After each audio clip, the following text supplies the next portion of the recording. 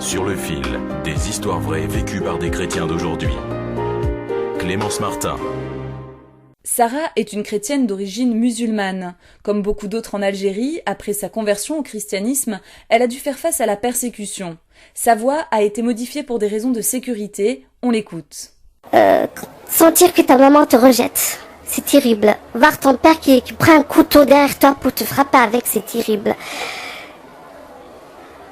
Tes sœurs tu deviens l'ennemi de tes sœurs, l'ennemi de tes frères, l'ennemi de ta maman, c'est vraiment terrible. Et quoi que tu fasses, quoi que tu dises, t'es chrétienne. Et donc voilà, t'as commis un crime. En fin de compte, avant, je comprenais pas. Mais pour eux, ils étaient en train de me perdre. Ils pensaient que devenir chrétien, c'est devenir européen en fin de compte, mais c'est faux.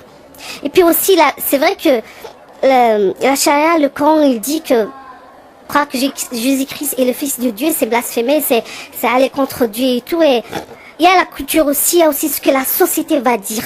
Le fait de savoir que votre fille s'est convertie, qu'est-ce que les autres vont dire?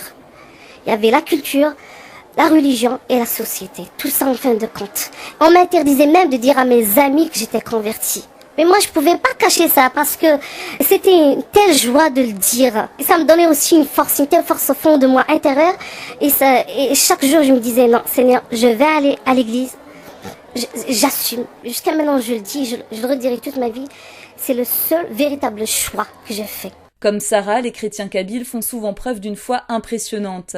Et d'ailleurs, par sa persévérance, les proches de Sarah ont fini par accepter sa conversion.